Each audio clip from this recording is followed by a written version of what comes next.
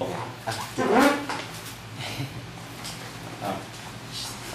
so if you just for the recording, could you just state your position in SM Land? Okay. I'm David Rafael. I'm Senior Vice President for Commercial Properties in SM Land. And so how long have you been working in SM Land? Actually, I joined SM Land only last February 2009, so I've been with them for a little over a year.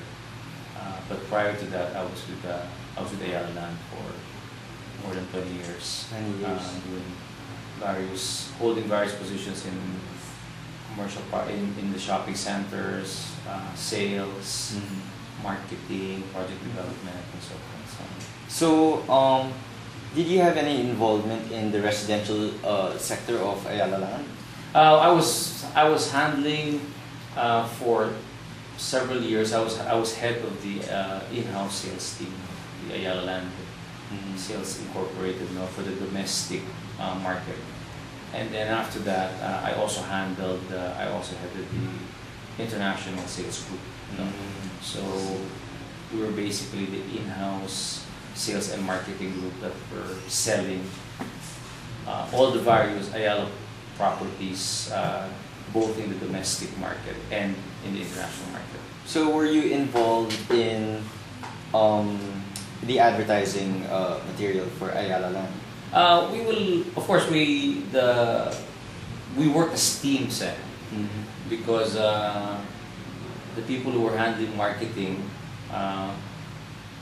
knew that since we were in sales, we had maybe closer and more intimate understanding of the buyers and the market. So they would often consult us and get our inputs every time they would come up with advertising campaigns, so that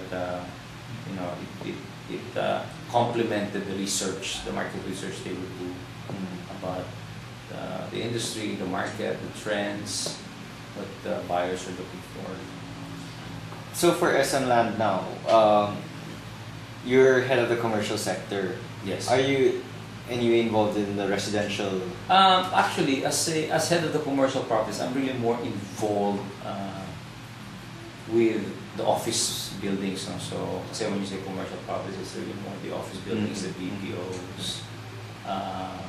We have some other commercial properties like warehouses and some of these retail buildings now. But since I'm SVP, I also sit on the management committee of SM Land. So SMDC is a subsidiary of SM Land. So we also get involved. I also have some information. I also have some knowledge about what's going on at SMDC. Okay, that's good. So, in the current trend right now, right, in the real estate industry, what is the? There seems to be a lot of development towards the residential sector. So, could you share some insight on the trend and why the demand of the residential market is growing? Well, there's really been, for many years now, there's really been a very huge housing backlog here in the Philippines. In other words, the demand for housing historically has always been much greater than the supply. And that is never that situation has persisted since before. There still is a very, very huge backlog in terms of housing. And there are many reasons for that. Well, number one is, owning a home here in the Philippines is not that easy, unlike compared to other countries. The vast majority of people in the Philippines still don't own their homes. Either they're squatting, they're living with their parents, they're living with kamag-anaks, they're living 3, 4 families in one house. Many people still don't own their own homes, and that's because it's quite difficult to own property here in the Philippines. Why? One is, unlike in the US, for example, any ordinary person can easily loan in the US. You don't have to be very special to be able to get a loan. And in the US, for example, you can get 30, 40-year loans, so that your monthly amortization is very, very, very affordable. Here in the Philippines, it's difficult to get financing unless you're really qualified, unless you really, banks here have very, very stringent requirements before they will allow you to borrow. And so that's one reason why a lot of people can't afford to buy homes, or even if they are able to, they're able to make the down payment, they can't continue it. They can't continue the amortization, so they end up giving it up, or it ends up getting foreclosed and all. So that's really been the challenge for developers here in the Philippines. How? Because there's a demand. The demand is there. But how do you come up with houses? How do you come up with property that can be affordable, so that all these people who want to buy houses, who want to buy their own property, can afford it? Given up all these restrictions of banks, all these credit requirements, etc. That's really the challenge. And I think most developers are really trying to address that, because that's where the opportunity is. So SMDC is trying to... Yeah, that's why if you notice, most of the developments of SMDC they're really geared towards this market. This, I would say, lower middle class market. They want to buy their own property. They want the property located in a good location, and by good location, it has to be, within the city, near public transportation, because most of these people don't have cars. So they want their house, they want their residence near MRT or public transportation. They want it near schools. They want it near malls. They want it near churches.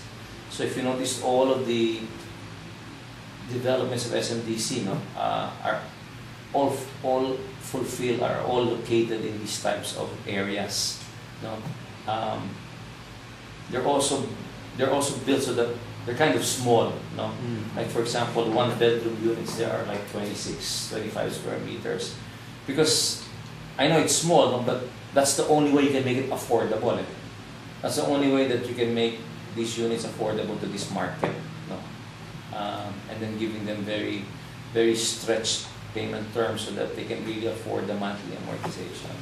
Are there other ways aside from making it small to make it affordable for them? Because I heard from my lolo that they said they're thinking of taking out the kitchen and putting in the a big restaurant in the main lobby, so that it's catered more to the young professionals who just eat, they don't prepare their own food anymore. They just go down to this sort of cafeteria. Yeah, actually, all these SMDC developments, they all have a commercial in the ground floor. It's all commercial.